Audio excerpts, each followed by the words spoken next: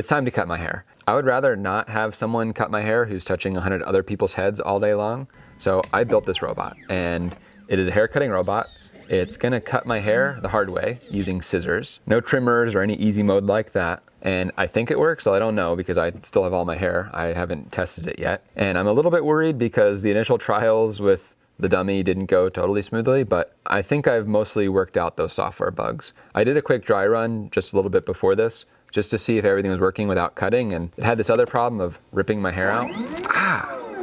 Ow! I've fixed it now. The fingers clamp a lot less hard than they did before. I'm glad I tested that. And even if this thing gives me a terrible haircut, I still feel like I've won. How many people have a robot-made haircut? It's basically art. My prediction is that it's gonna give me somewhere between completely terrible and a $5 haircut. Well, I've put this off as long as I possibly can. So this is the first haircut that it's ever going to attempt. So let's do it.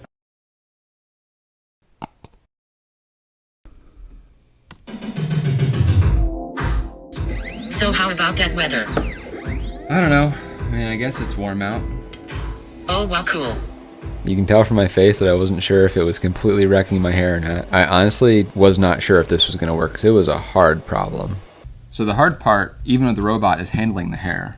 The hair wants to go all over the place, and what you need to do is separate out a very local chunk of hair, and you don't want to have any other hair trapped in that chunk. And so that's what a lot of the combing and finger work that stylists are doing. It's to separate out the hairs. I knew in my heart that trying to build a robot that works like a stylist to separate out hair was a bad idea. I still tried to do it that way initially.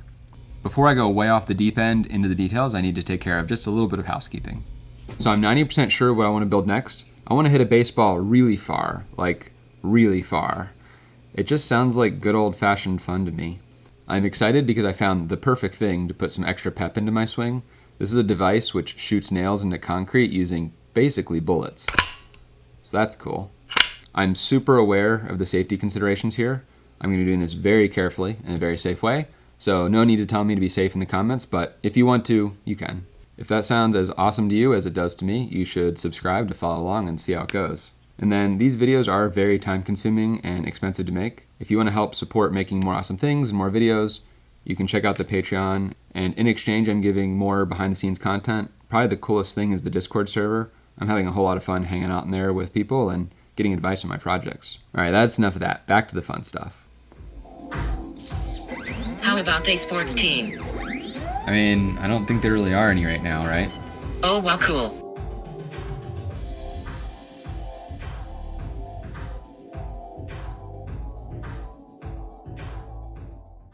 The first concept that I was trying to do involved two combs and do a complicated series of motions to select just the hair that I want. I even designed the mechanism to do it, and it was pretty cool. The problem was I just couldn't find a way to do this reliably without some kind of camera to see what's going on. But ultimately, trying to figure out where the hair is with a camera is a nightmare of PhD proportions. I think to try this would be insane. I told you that's an insane design. It's way too hard. You need to pull out the essential things that it needs to do and then design a way to do them that's easier for a robot. The way to go here is a vacuum. It's gonna make life a lot easier. Yeah, so as he so rudely interjected, I did have some alternate ideas that, at least on paper, seemed a good bit easier.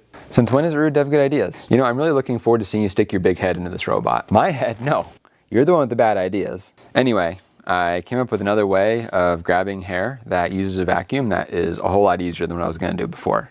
The vacuum sucks all the hair straight up, and then if I slide two fingers in, I get just the hair that I want and no hair from the sides. The way the cutter head turned out to do this is pretty cool. It only takes 3 servos, so here's the fingers.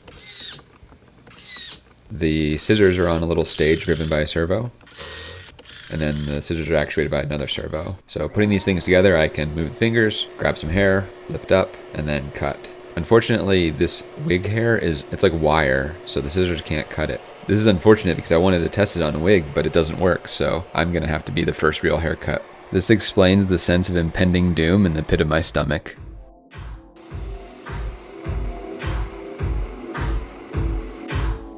Do anything fun this weekend? It was really sad. My dog died. Oh wow, cool. The other big challenge of this haircutting attachment is how do I move it to all the different locations on the head? And so what I did is rather than having a 3-axis system, I have an arm that can move in and out and up and down only. And so it can reach the face and it can reach the head. Then I rotate the entire head So if I want to reach the side, I just rotate the head, and now I'm touching the side. And so rotating the head is hard because I'd have to rotate my whole body. I do the equivalent thing, which is I rotate the entire robot around the head. I always need to be pointing at the head when I cut. So I'm cutting on the top, I need the scissors to be pointing this way. If I'm cutting on the side, they need to be pointing this way. And so I added a whole extra rotational mechanism to the robot gantry to allow this. One other problem that I ran into that really annoyed me, because it just made things way more complicated, is that depending on where you're cutting on the head, you want the scissors to be going different directions. So when I cut the bangs, I want to be cutting across the head. I don't want to be cutting vertically. If I cut vertically, I'm going to end up with a diagonal sawtooth bangs, which is going to make me look like a complete idiot. So I added a whole new axis to my robot that allows me to rotate the cutter head. This machine is made with a bunch of different techniques. The first is plasma cut and folded sheet metal. You can see the plasma cutters drawing these marker lines, and that's so I can bend the parts very accurately so that they fit together later. Some of the plasma cut parts are spot welded together, and you can see I'm using little access ports so that I can reach the spot welds inside this thing. There was only one machine part, and that was because I was able to 3D print pretty much everything. This was great because they're complicated shapes which have been very difficult to make. Everything is built on top of this giant bearing, which is what my head goes through. And then there's a simple 2-axis gantry. I need to cut a hole in a sheet of plywood, which this CNC router I just got would be perfect for, but it's not set up, so I had to make a tool to do it. Using your tools to make new tools is one of life's great pleasures anyway, so it was fun. And then everything rides in this stand I built, which bolts to my workbench. So electrically, there's really not that much interesting. There's 4 big stepper drivers, which are responsible for controlling the different motors. There's a microcontroller, it's a Teensy, that's running the show. It's communicating with the computer for receiving commands and all that stuff. It is a giant mess, but there's nothing like a good facade to give the impression that everything is okay. All right. How you feeling? I'm a mess. I am good, thanks. How are you? Can't beat a facade.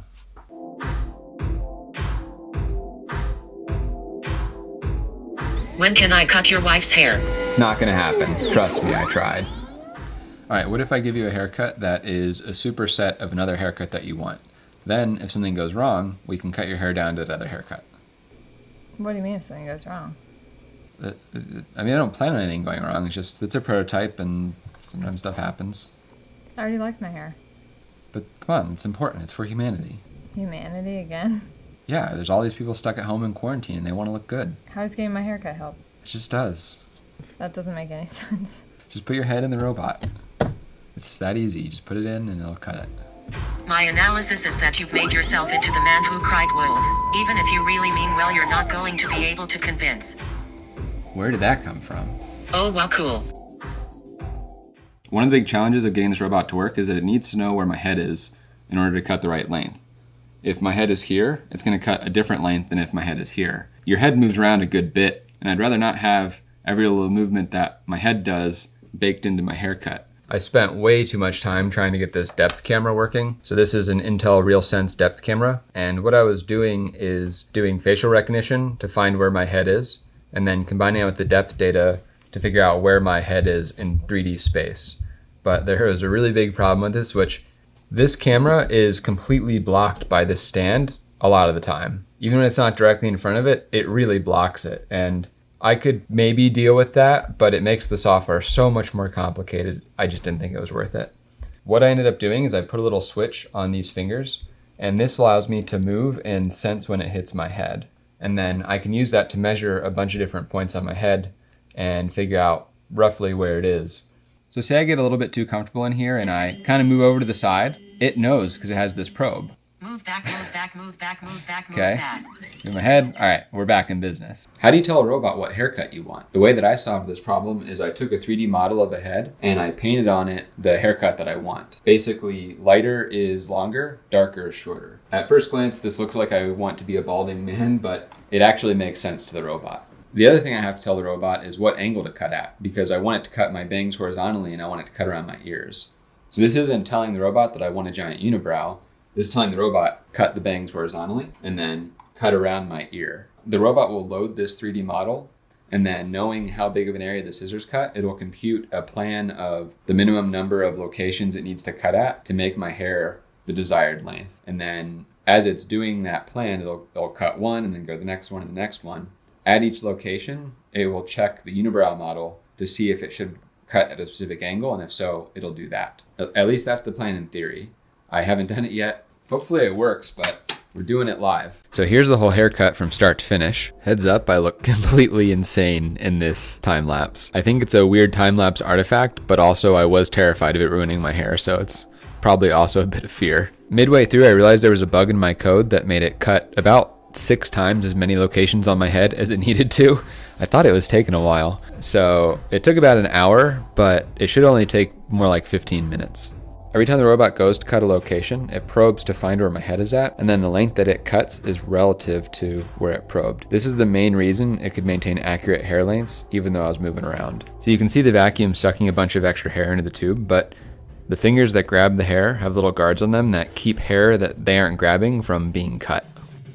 Making this robot hit the desired location on my head was pretty hard. Not only does it have a bunch of joints that are somewhat challenging to compute where the heck the scissors are going to go, my head is moving, and then the design of the robot doesn't allow it to approach my head from all possible angles. I have to find the best achievable angle that the robot can do. I have a suspicion my math isn't always correct, but thankfully my hair all turned out the right length. All right, the cut is done. What did the salon's first customer have to say? All right, 2 out of 10, not great. 0 personality, I can believe that. Top and sides are cut well, nice, nice. But it gave me a mullet. What? The robot cut the hairs that it could reach really well. But there's 2 problems. The first is it can't get close enough to my ears, so I have all this hair right by my ears that's really long. That should be pretty easy and fast to clean up. But the big problem is it gave me a robotically perfect mullet. So it just couldn't get quite low enough to cut the last maybe inch of the back of my hair. I had planned to have it rotate, which drops it by about an inch, maybe an inch and a half, but the scissors interfere with the stand and it just couldn't do it. So I said I thought it was gonna give me a $5 haircut. I think that was right. I think even for $5, they don't normally give you a mullet. Man, thank goodness I didn't prank my wife with this machine, because I had to just go give her a pair of scissors and ask her to fix my hair.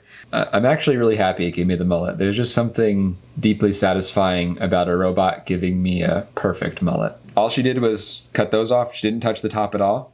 And overall, I'd say it's really not bad. I checked some of the lengths. They seem right on. And I'd pay $5 for this haircut. I don't get another shot at cutting my hair for a month or 2, but I think I might try to upgrade this to cut closer to the ears, to not generate perfect mullets, and then maybe also add a trimmer or something like that so that it can do the neckline for me.